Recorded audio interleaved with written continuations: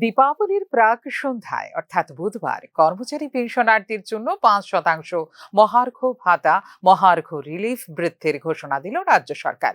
দীপাবলির আগে ডিএ বাড়বে বলে আশা ছিলেন রাজ্য সরকারের কর্মচারীরা।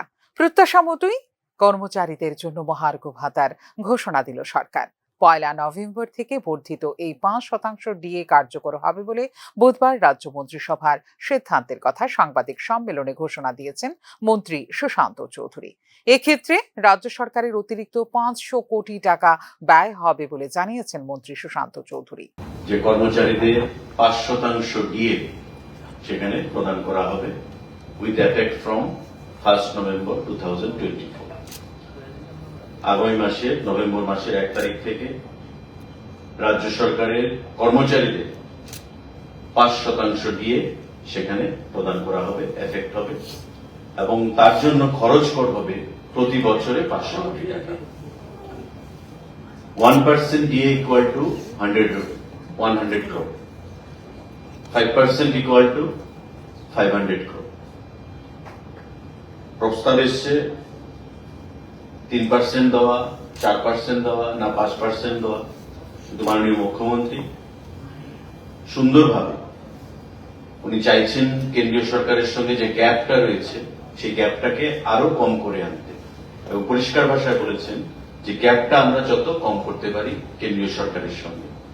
ইতিমধ্যে কেন্দ্রীয় সরকার 3% ঘোষণা করেছে, 53% টোটাল হয়েছে, আমাদের 25% রয়েছে। আজকে 5% দেওয়া হলো, 30% করা হলো, এবং আমাদের লক্ষ্য থাকবে আগামী দিনে কেন্দ্রীয় সরকারের কর্মচারীদের সঙ্গে রাজ্য সরকারের কর্মচারীদের ডিএর যে ফারাক সেটাকে আরো কম করে আনা। তা আমরা অভিনন্দন জানাচ্ছি মাননীয় মুখ্যমন্ত্রীকে, ক্যাবিনেটকে, যে আর্থিক প্রতিকূলতার মধ্যে থেকেও আপনারা জানেন যে ভয়াবহ ফ্লাডে ত্রিপুরা রাজ্যে ব্যাপক ক্ষয়ক্ষতি হয়েছে। অর্থ দপ্তর থেকে প্রায় ১৭০০ কোটি টাকা সেখানে বিভিন্ন লস আমাদের সেখানে প্রদান করতে হয়েছে। রাস্তাঘাট, পানীয় জল, বিদ্যুৎ, কৃষি প্রতিটা ক্ষেত্রে ক্ষয়ক্ষতি সম্পন্ন হয়েছে, প্রবল আমাদের মাননীয় ক্ষতি হয়েছে।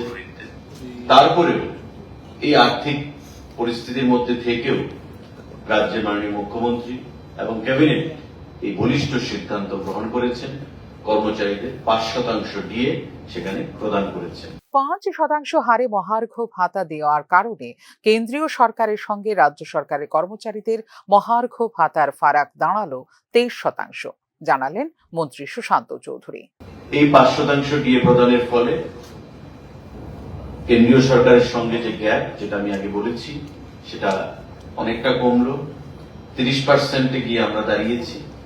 কেন্দ্রীয় সরকার 3% কতদিন আগে ঘোষণা করেছেন, কয়েকদিন আগে, এবং 53% এখন কেন্দ্রীয় সরকার দিচ্ছে, আমরা ৩০% দিচ্ছি, এবং আগামী দিনে নিশ্চয়ই অর্থনৈতিক পরিস্থিতির উপর বিবেচনা করে এই ডিএ প্রদানের সিদ্ধান্ত আবার পরবর্তী সময় ঘোষণা করা হবে। কর্মচারীদের জন্য প্রথমে কেন্দ্রীয় সরকার এবং সর্বশেষ প্রতিবেশী আসাম সরকারের মহার্ঘ ভাতা ঘোষণা করার কারণে ক্রমশ চাপ বাড়ছিল রাজ্য সরকারের উপরে।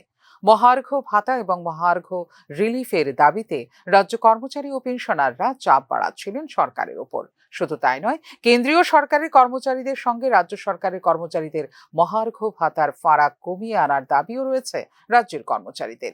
উড়িষ্যা, অরুণাচল প্রদেশ, আসাম, হরিয়ানা, ছত্তিশগড়, উত্তরপ্রদেশ, তামিলনাড়ু, সিকিম, রাজস্থান ইত্যাদি রাজ্যগুলো যেখানে কর্মচারীদের গড়ে ৫০%-রও বেশি হারে মহার্ঘ ভাতা প্রদান করছে, সেখানে একই হারে মহার্ঘ ভাতা এবং মহার্ঘ রিলিফের দাবি ত্রিপুরা সরকারের কর্মচারী ও পেনশনারদেরও। ব্যুরো রিপোর্ট, নিউজ নাও।